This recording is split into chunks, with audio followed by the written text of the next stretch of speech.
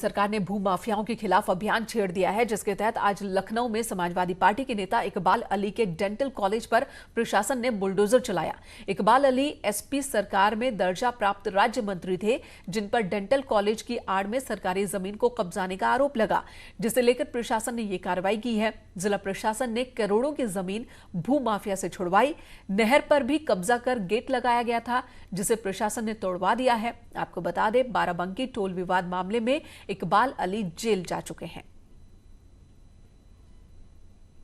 तो ये तस्वीरें हम आपको दिखा रहे हैं, जहां पर एसपी नेता के अवैध कब्जे को छुड़ाया गया है। सरकारी जमीन पर डेंटल कॉलेज का निर्माण हुआ था, जिसे प्रशासन ने आज बुलडोजर चलाकर गिरा दिया है। इस निर्माण को ध्वस्त कर दिया गया।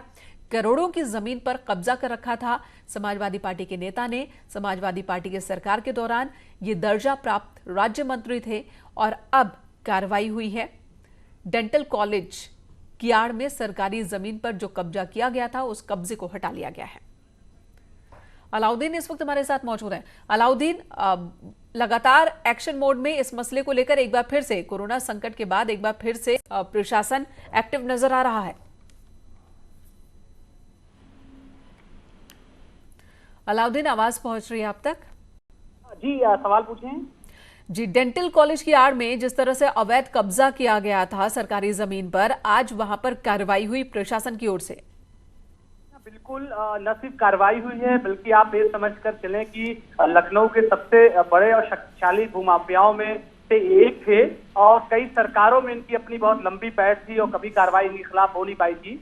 लेकिन जो है योगी सरकार ने बड़ी कार्रवाई अवैध जमीनों के खिलाफ जो जारी है लखनऊ में पिछले 20 दिनों से, उसके तहत एक कार्रवाई की गई है और करोड़ों रुपयों की भूमि इन लोगों के हाथ से, सरकारी जो शासकीय भूमि थी, वो छुड़ाई गई है। जिला प्रशासन की तरफ से बुलडोजर और जेसीबी सुबह से लगी हुई थी और जितने भी पक्का निर्माण था, चाहे डेंटल कॉलेज में रहा हो, मेडिकल कॉलेज में या फिर इनके फार्म हाउस में और चाहे नहर की जमीन हो, सभी चीजों को मुक्त करा लिया गया है और सरकार को भी इससे करोड़ों की राजस्व का लाभ होगा और दशकों से इन तमाम जमीनों पे कब्जा था इनका। इसके अलावा जो इनके पुत्र हैं इकबाल, उनको समाजवादी पार्टी सरकार में दर्जा प्राप्त राज्य मंत्री थे।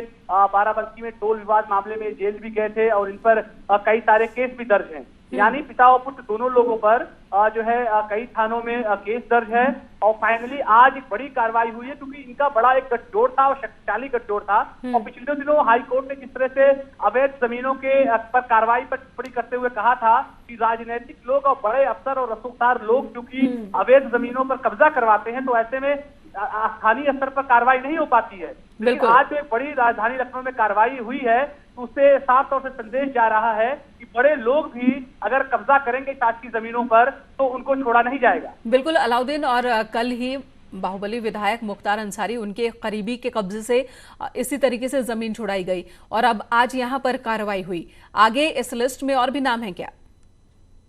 है, लखनऊ में कम से कम 300 करोड़ की प्रॉपर्टी पिछले 20 दिनों में जिला प्रशासन छुड़वा चुका है।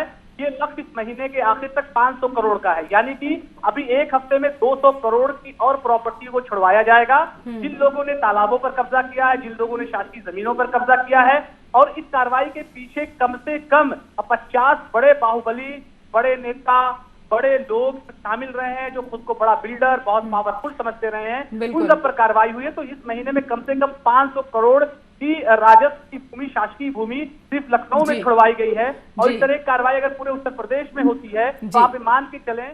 जी अलाउद्दीन, धन्यवाद इस वक्त पूरी जानकारी देने के लिए। तो अगले हफ्ते भी कुछ इसी तरह की और कार्रवाई देखने को मिल सकती है। इधर हाथरस में बीएसए ऑफिस में रखे दस्तावेजों में लगी आग, शिक्षा विभाग की दर्जनों फाइलें जलकर राख हो गई। आग के पीछे साजिश की आशंका जताई जा रही है। हाथरस में पकड़े जा चुके हैं अब तक 80 फर्जी शिक्षक। और इसी बीच जहां एक तरफ फर्जी शिक्षकों की लगातार जानकारी सामने आ रही है, तो वहीं पर बीएसए ऑफिस में इस तरह से आग लग जाना एक बड़ी आशंका जाहिर की जा रही है। दर्जनों फाइलें जलकर राख हो गई हैं। ये देखिए, जब यहां पर देखा गया कि आग में कितना नुकसान हुआ है, तो ज्यादातर नुकसान फाइलों को ही हुआ है और ऐसे में आशंका जताई जा रही है कि इस आग के पीछे कोई साजिश तो नहीं।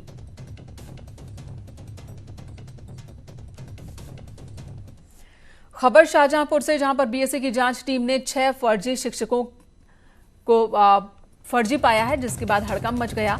बीएसए फर्जी शिक्षकों को बर्खास्त कर रिकवरी के आदेश बीएसए की ओर से दिए गए हैं। 42 फर्जी शिक्षक पहले ही बर्खास्त किए जा चुके हैं। एफआईआर दर्ज होने के बाद रिकवरी की कार्रवाई हो रही है।